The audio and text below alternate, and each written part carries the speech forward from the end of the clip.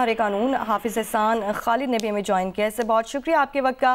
حافظ احسان صاحب, کہیے گا ثانیہ 9 مئی 2023 کے 19 مجرمان کی سزاؤں میں معافی کا اعلان کر دیا گیا ہے. کیسے دیکھتے ہیں آپ اس فیصلے کو؟ بسم اللہ الرحمن الرحیم. دو ایسپیکٹ ہیں اس چیز کے. ایک ایسپیکٹ اس کا یہ ہے کہ آپ کو یاد ہوگا کہ جب 13 دسمبر 2023 کو پاکستان کی سپریم کورٹ نے 23 اکتوبر 2023 کی ججمنٹ جو تھی, جو ملٹری ٹرائلز کے اوپر دی تھی, اس کو سسپینڈ کیا تھا, تو اس وقت بھی انہوں نے یہ کہا تھا کہ جن کی سزائیں پوری ہو چکی ہیں آپ ان کو ریلیز کر دیں. تو اس کے بعد ہوا یہ ہے کہ اس میں سے اپریل 2024 کے اندر 20 لوگ ایسے تھے کہ جن کی سزائیں جو تھیں وہ چیف آف آرمی سٹاف نے ریمٹ کی تھی, جو سیکشن 143 کے نیچے جو ہے پاکستان کی فیڈرل گورنمنٹ یا پاکستان کے چیف آف آرمی سٹاف کی وہ پار ہے. اب دوسرا یہ ہے کہ جب دوسرا حافظ احسان صاحب یہاں آپ کو روک کر ایک بات ایڈ کر دیں کہ مئی میں گرفتار ہونے والے افراد جو بعد میں گرفتار اپریل 2024 تک متعدد ماہ جیلوں میں گزار بھی چکے تھے, اور اگر انہیں سزا ہوتی تو بیشتر سزا اتنی ہی ہوتی. یہ بھی ایک وجہ بنی تھی آپ نے چیف کی جانب سے معافی کی, ایسا ہی ہے؟ بالکل. اس کے اندر یہ ہے کہ جب آپ کی سزا, ان کی بھی 2 سال کی سزا تھی, اور اس کے اندر جو تھا ان کو جو 2 سال سے کم سزا تھی اس کو انہوں نے ایڈریس کر دیا تھا.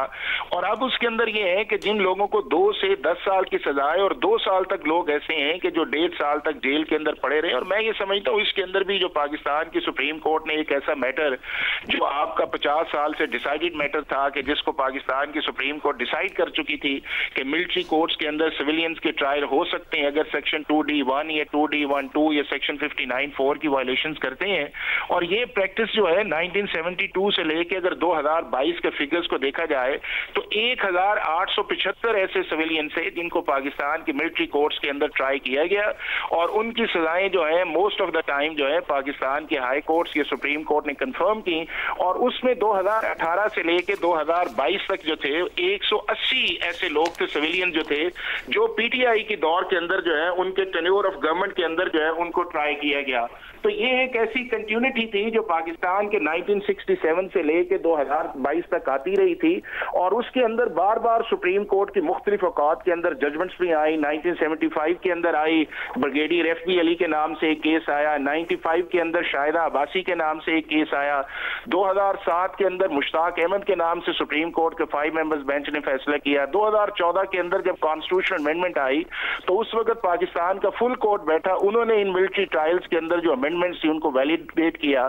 پھر 2017 کے اندر سید احمد کا ایک کیس آیا. تو کنٹینیوٹی جو تھی وہ پاکستان کی ملٹری کورٹس کے اندر ایک ایکسیپٹڈ تھی اس جوڈیشل سسٹم کے اندر, اور کبھی بھی یہ نہیں کہا گیا کہ یہ الٹرا وائز اور دا کانسٹیٹیوشن. چونکہ پاکستان کی سپریم کورٹ بار بار ان ٹرائلز کو 1975 سے لے کے کہتی رہی ہے کہ نہ یہ ڈیو پروسیس آف لا کے خلاف ہے, نہ یہ ہے کہ اس کے اندر کوئی ڈسکریمنیشن ہے, نہ کوئی فیئر ٹرائل کا پروسیس جو ہے وہ اس کے اندر ایک ایشو ہے, بلکہ اس کے اندر انہوں نے یہ کہا ہے کہ اگر آپ اس سے ایگریوڈ ہیں تو آپ کو ہائی کورٹ کی کانسٹیٹیوشنل جورسڈکشن اویلیبل ہے.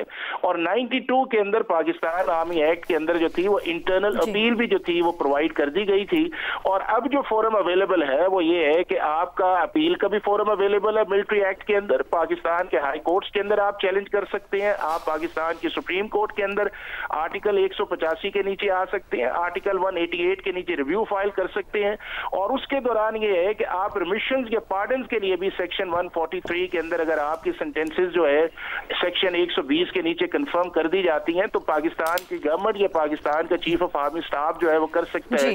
تو میں یہ سمجھتا ہوں کہ یہ جو سزاؤں کے اندر ریمیشنز آئی ہے, یہ پارڈن کیا گیا ہے, یہ لوگوں نے اپلائی کیا. حافظ احسان صاحب آپ ہمارے ساتھ ہی موجود رہے گا.